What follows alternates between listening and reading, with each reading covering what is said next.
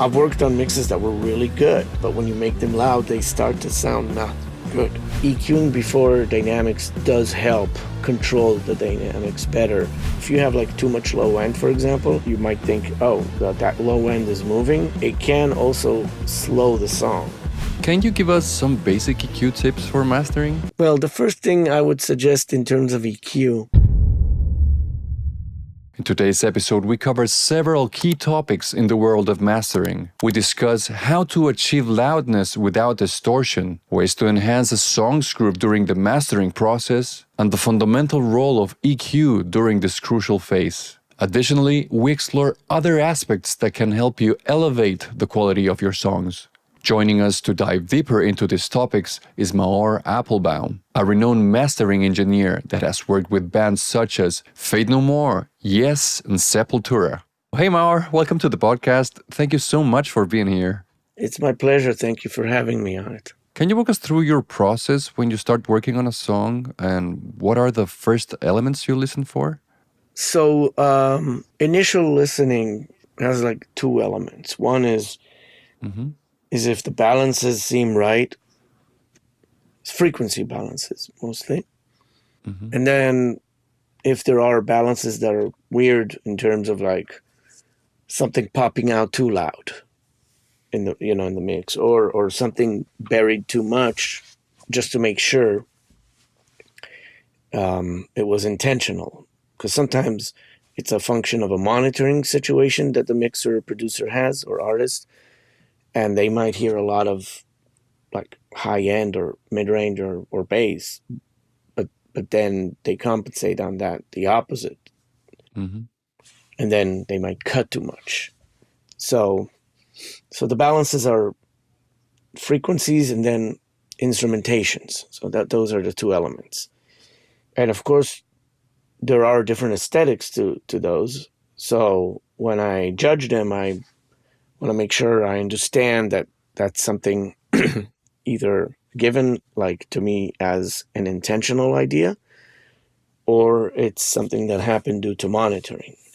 And that's a conversation I will have with the client. Well, in this case, it could be a producer, a mixer, whoever, And then if there are problems that are better fixed in the mix, I'll suggest that. If it's something I can work with and it's not hindering the results, then I'll work with it as is. The second part of the process is I'm actually starting to work on it, and then I figure out if those problems are hindering the process, or if there were problems that we didn't hear them that now come up as I raise the volume, as I do some processing, things will pop out too. So that's the second part of the listening process after the A and B first section, like I said, the frequency and the instrumentation balance. But this is, again, a 3 and 4, C and D in the work status of it. Like we're actually working on it, even though the first situation is part of the work, checking the files, but the second one is already starting to apply processing and seeing what it does. After that, then it's more of like a laboratory experiment where I try different things and I see which one just works with it better. Now, you do it with knowledge of the gear, but you also have kind of a experimental approach to let's see what this does. So you come to it knowing certain things will react in a certain way, and then being open-minded to see what other things can work with it. And then during that process, you try different things, and then you go by, this helps that, but maybe brings up something I'm not happy with. This doesn't help much, but it actually makes it feel more cozy or more groovy, or so it's not helping a ton, but it's helping the process. And then you find, okay, maybe I can combine this with something else, and then the other things like, oh, this now makes the vocals much more present, plus that thing that enhances more the groove or enhances this. So think of it as like a puzzle, and Mm-hmm. each part that you add to it, you're starting to get the bigger picture connected. And you fill in the gaps, and then you might be like, oh, okay, all these things are really nice, but now I feel I have a buildup on a certain frequency range. Okay, let's clean up that area. So it's adding and subtracting all the same time, because you add and then you're like, okay, I gotta subtract here, or you subtract and, oh, I'm missing this, let's add. So it's a building process, and you're always listening to the result of it on the music, which is basically whatever you do will result, usually not in a linear way. Like, it's not always expected this will do that. It could be that certain things you add on will accumulate and even exaggerate some stuff, and then you might need to tame some back. So you keep that balance, and it might be like a going up the hill, but with different ramps, until you get to the point where you feel that it really works well. And even if you're happy, then you might want to go back and check if things are really helping or they're subtracting without, like, in a negative way. And of course, the client can decide that he loves it, or he's cool with it and needs a change, or he doesn't. Mm-hmm. So, if the song needs or if you need to rebalance the song frequency-wise, do you choose first the gear so you can, or a specific, I don't know, box, saturation box, or something that colors the song, or do you first EQ? Good question. I found that you can do with both ways. EQ Mm-hmm. can definitely fix a lot of the problems, but sometimes some of these problems have to stay in. They're part of that energy. And in that case, you probably have to find a different solution. Could be multi-banding, could be band selecting, like dynamic EQ. It could be coloration, saturation. Could be a combination of EQing and saturation, finding the right color box that just kind of gives it a certain texture that fits. It's a lot of decisions, and sometimes you might overdo it, Mm-hmm. and sometimes you want to keep that problem in, because that problem is part of the magic, and start cleaning it up, it kind of sounds good but more sterile, where you might keep the problem, and it just makes the song come into you better, and maybe then you need to shave certain things.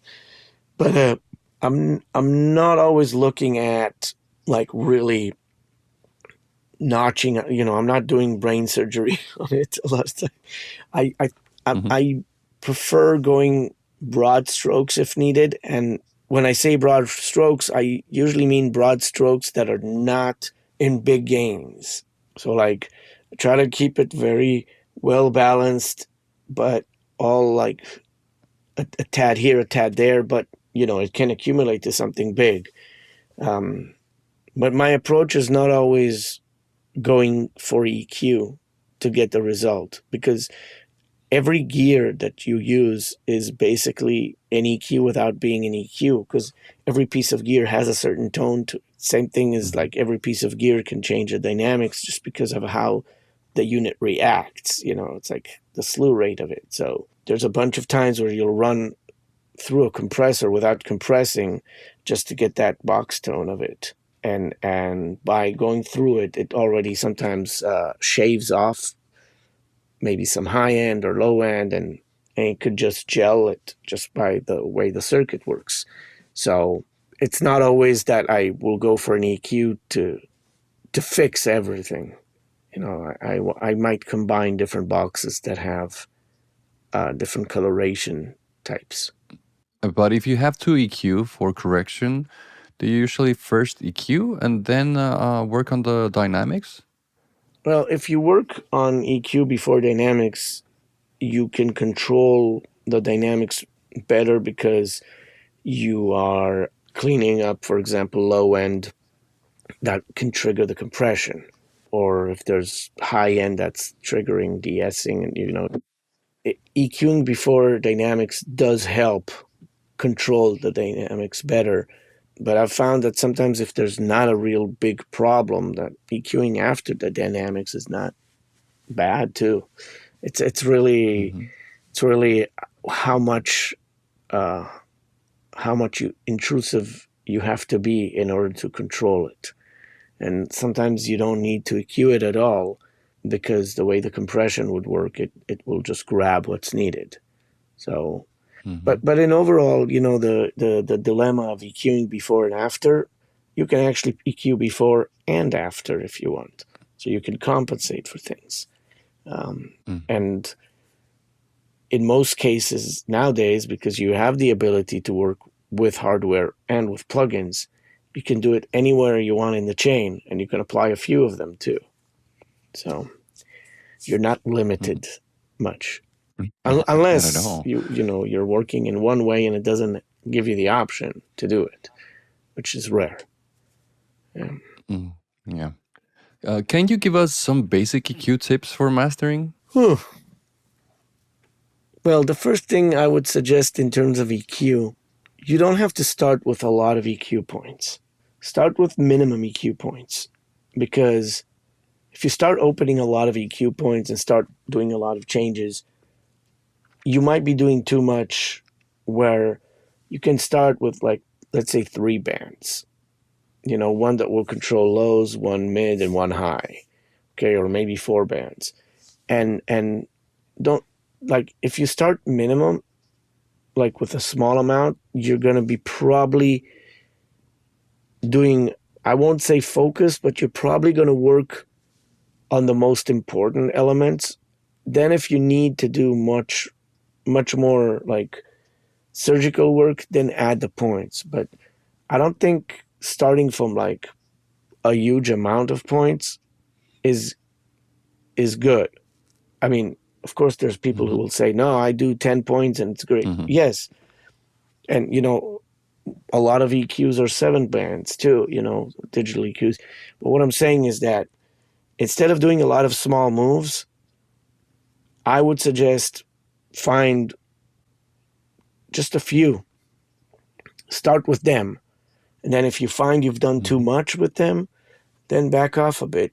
Try to get the shaping as much as you can with the small amount. And then if you do need more, then add the more and do.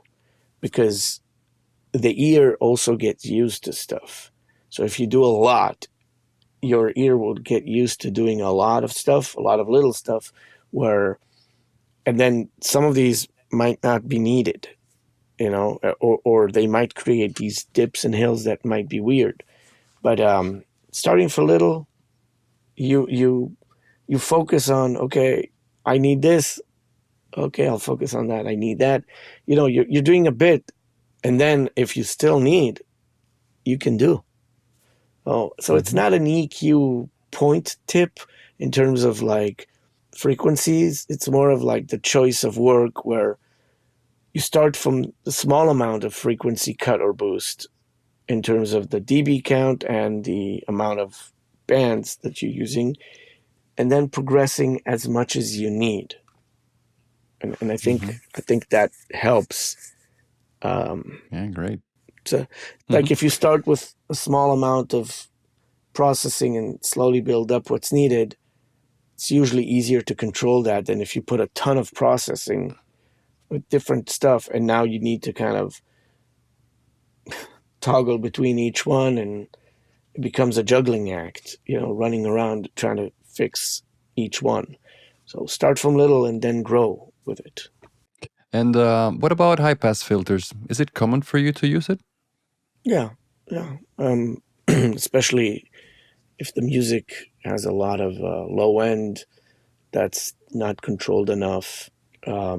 Also, if you're working with faster music too, the faster it is, a lot of times the buildup would be kind of like not tight enough. And Mm-hmm. so, yeah. And of course, if you have tracks that the low end is like huge, and you need to contain it so it lets the other elements of the music pop out more. Than high passes can be definitely your friend. Some will prefer shelving, Yeah. but I find that high pass works great in a lot of cases. If you can do it in shelving, that's a good way to do it too. So for me, the groove of the song is so important. How do you enhance the groove, and what kind of tools are you using to achieve that? In most of my work, that's one of the things I focus on a lot, is getting the movement of the song. When I say groove, it could mean groove in hip hop, R&B, pop, rock, and also in metal. Groove is in the heart. But I find that the way that I see it is, if you get the right tonal balance, which is a combination of maybe coloration, EQ, saturation, whatever it is, once that tonal balance works right, then you get enough tightness that clears up the area that muffles the movement, and then it also excites a movement. So if you have like too much low end, for example, as much as you might think, oh, that low end is moving, it can also slow the song because it takes time for the low end to develop. So the EQ that you will apply to it that will tighten it to a certain degree will let the low end come out nicely, but it wouldn't let it lag because it's tight enough to come out, and then it doesn't let it kind of sustain too long. And then that's a place where then the snare comes in. So, you know what I mean? It's like, so Yeah. the tools for it can be a combination of basically any mastering tool, from EQ to compression to, multiband compression to saturation to like any tool can be useful for that. But what's very important about enhancing the groove is listening to what in the groove is the element that you need to enhance in order to enhance the groove. Hmm. Okay, so just applying something to it can do it by its natural work, but it doesn't mean it's going to really enhance the groove as much as maybe making it louder. So you need to find the area in the groove, in the sound of it, like where you feel that it's getting held back. Then when you start cleaning it up, and that's where EQs are really, really good for, cleaning up or tightening up low end or cleaning up, low mids or high mids. When you do that, you start to reshape those elements and then they pop out more. Saturation can do that to a certain extent, depending on what type of saturation it is. But that's definitely something that can work to a certain degree until it goes overboard. Coloration helps you kind of feel the groove as something resembling of something you might know, like a certain funk sound from, maybe from the 70s, or, you know what I mean? Or a 90s funk. So coloration can also help you kind of connect to it, to the sonic era that it's part of.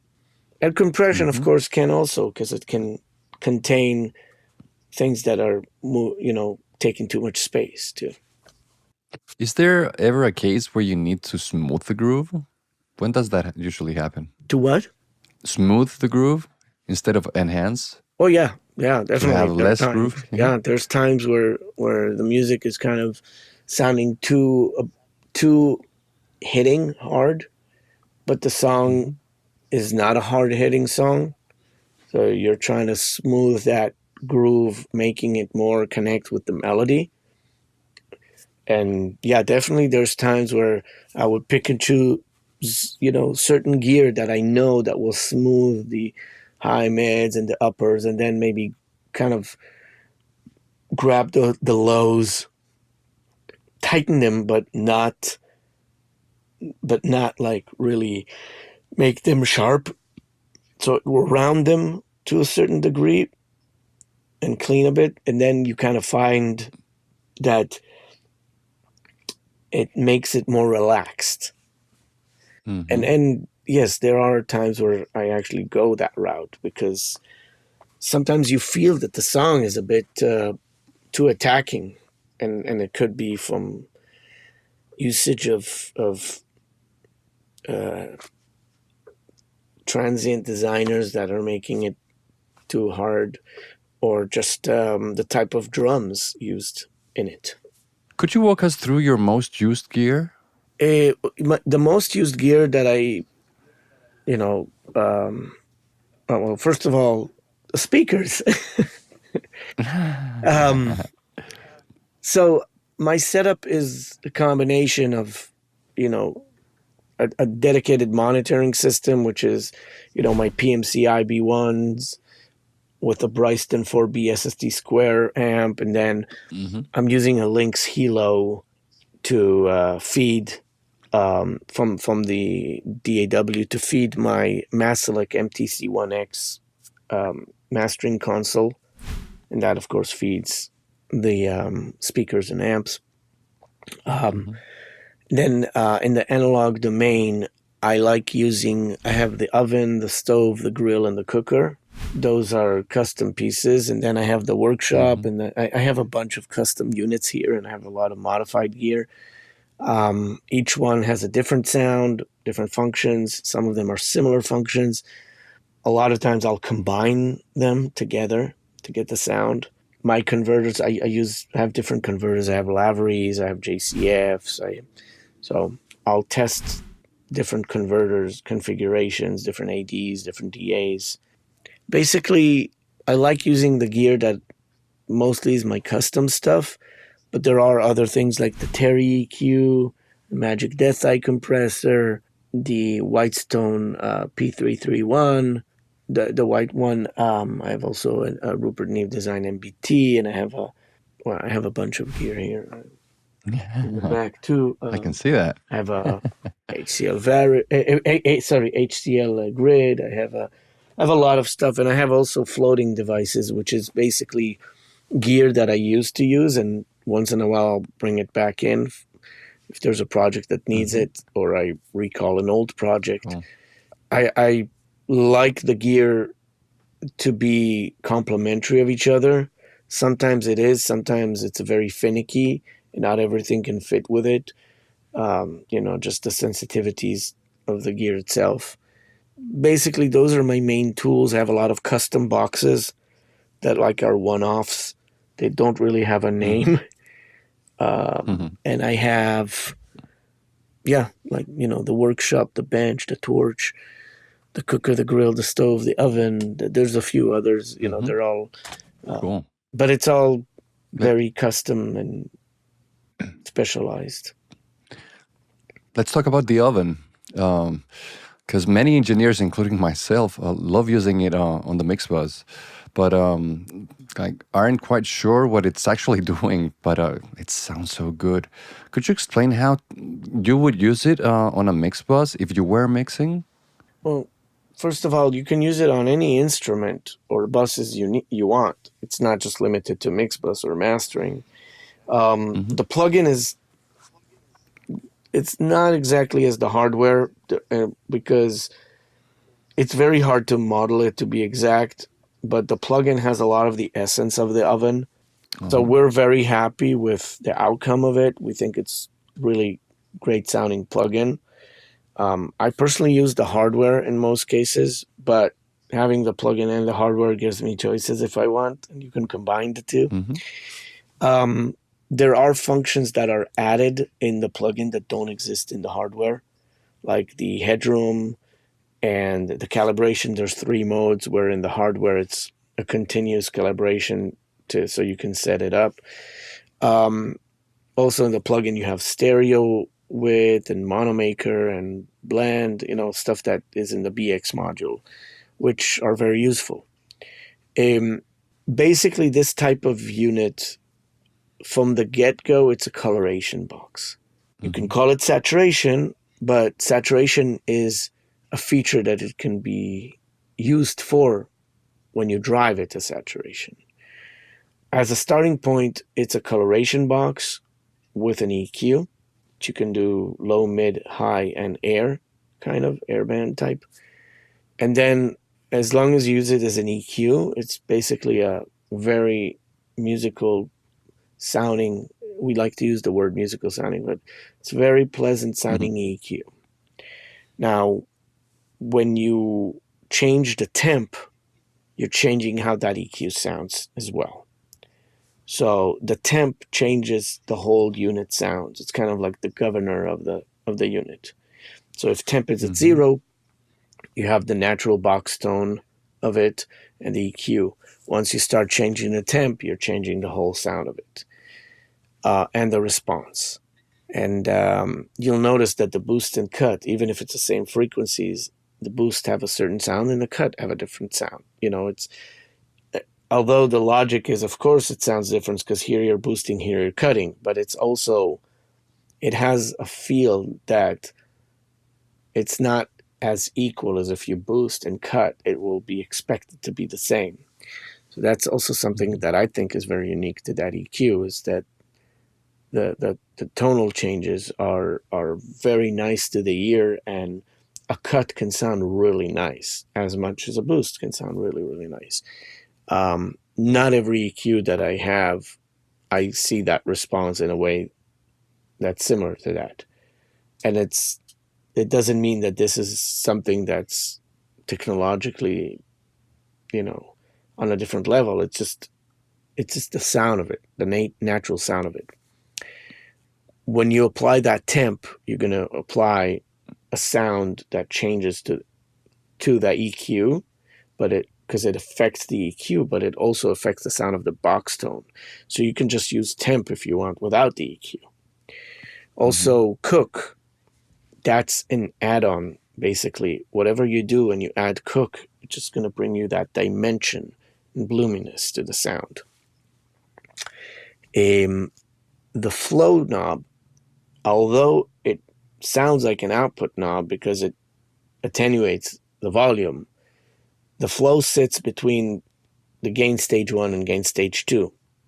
So when you lower it, it will lower the output, of course. But if you lower it, let's say between 10 and 9, the level difference is very small, but the harmonic structures will be different, and you will hear it being a bit more cleaner. So if you feel kind of a hairy sound, distortion sound, try lowering from 10 to 9. It might help. And if not, maybe from 9 to 8. Under 8, you're going to already lower the volumes quite a lot. But that's one of the ways that you can actually clear up a bit of the sound. Sizzle is a great way to add air to the sound. It's a very warm air. And I think that the thing about this unit is just play with it without thinking too much.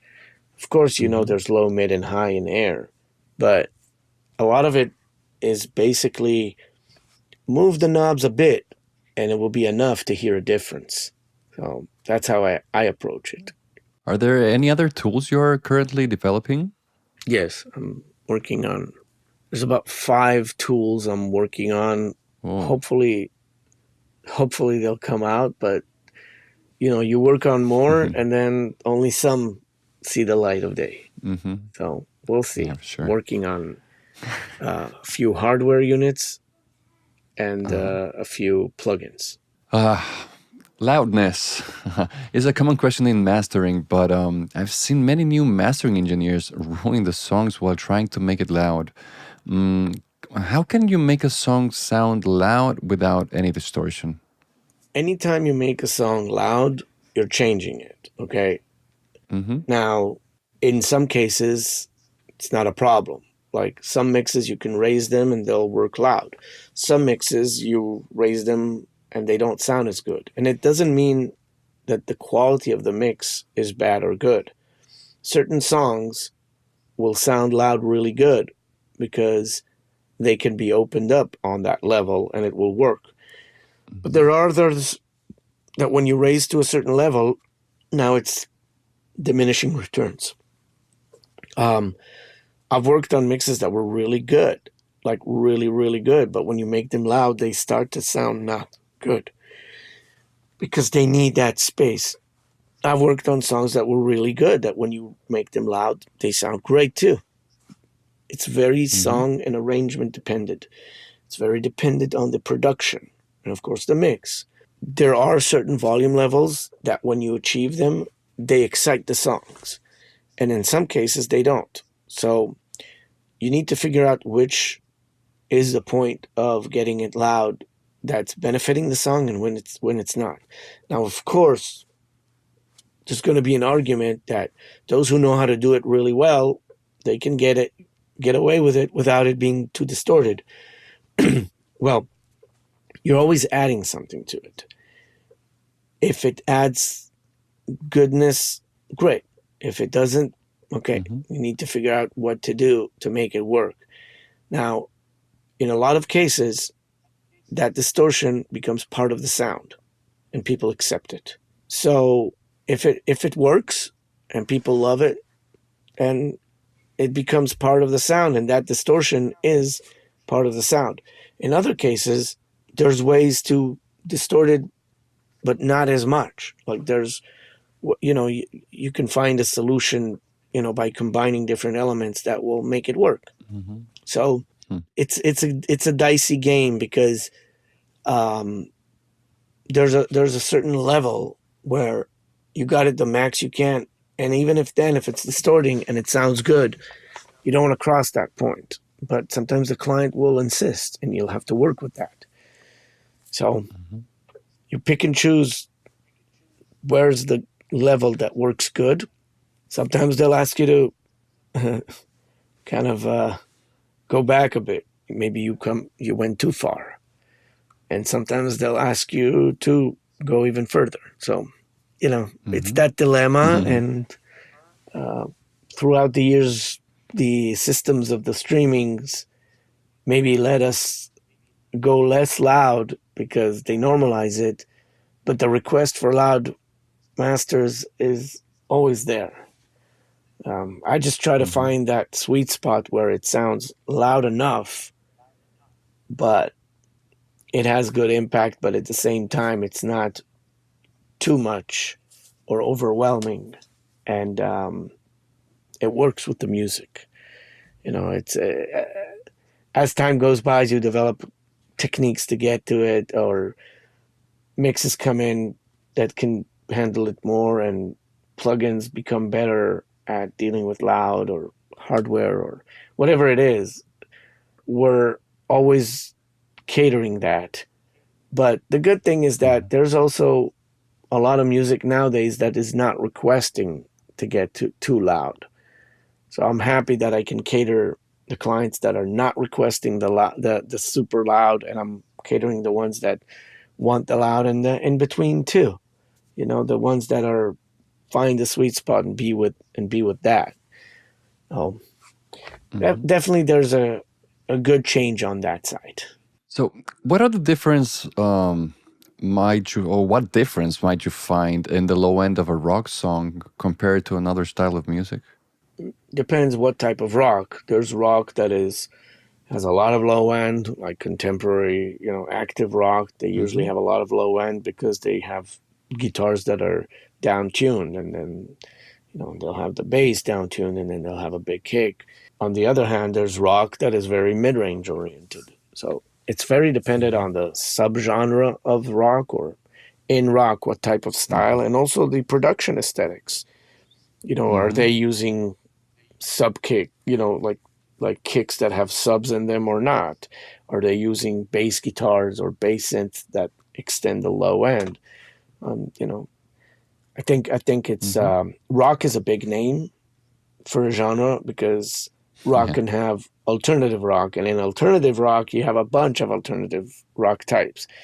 Okay, and in rock you also have hard rock or metal, or in rock you can have blues rock, like rock that's very rootsy, or it's a big style, it doesn't define one thing. So Mm-hmm. For sure. yeah, so you treat the low end based on the song itself, the structure, the production. Do you have any specific way of tuning your ears before you start working on a song? I try not to listen to. I mean, of course, if I'm in the sessions and I'm working on a song another song, yeah, Mm-hmm. I try to take breaks as much as possible. The breaks are more. It could be even a quick break, just to freshen the ear. It could be even a minute break, 5 minute break. It doesn't have to be like 4 hour breaks. Mm-hmm. But I start my morning by not listening to music and then working on it. And then I'll take a break. I'll make a phone call. I'll do something in between just to, divert my attention from it for a bit, just so my ears are now not focused on the song I was before. That's why Mm-hmm. phone calls are really good, because like if I need to do Mm-hmm. administrative stuff now, I'm on the phone doing that. My ear Uh-huh. is not listening to music for a bit and coming back. Okay, next. You know what I mean? So Mhm. uh, that's basically the training I do. It's, And when you're mastering an album and you find the right gear for the first song, do you usually stick with that chain or does it change from song to song? it depends, because there are times. Well, even in the chain, you make changes in the parameters. You make, there's things that you change, and it's really depending on the stuff. When you work on a single, just on song on itself, then everything is on its own. When you work on an EP or an album, then you have a group of songs that need to be together, that need to sound as cohesive as possible. Hopefully, that's what you aim for, if possible, because they're grouped together. In that case, you will make the changes that are needed to get them to work, but you also might want to have some consistency in that. But there are times where something doesn't work, and then you have to make changes. Yeah, it's very dependent on the record, but again, singles are an entity of its own, and then when you do an EP or an album, you want to treat them on their own, but at the same time take in consideration that they need to sit together. Yeah, when we were talking about loudness, I forgot to ask you, do you ever use clippers? There are some instances where clippers will become part of the sound. I think that today also some of the plugins that are not clippers, by definition, will include a clipping function in them Mm-hmm. under the hood.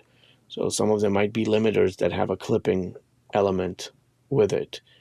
So even if you think you're not using a clipper, you might be using a clipper without knowing it, because that might be Uh-huh. how it works.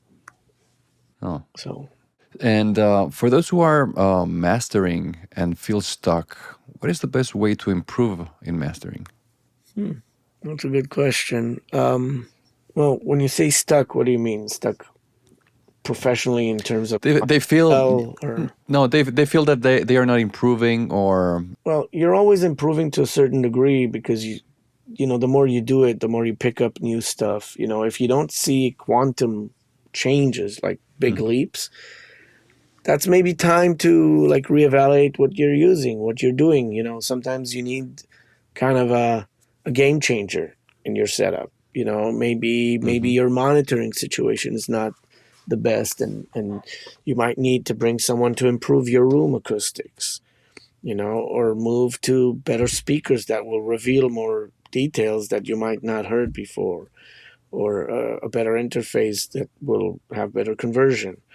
Or if you want to move out of the box and add some hardware that can make a change, or even bringing new plugins into the arsenal.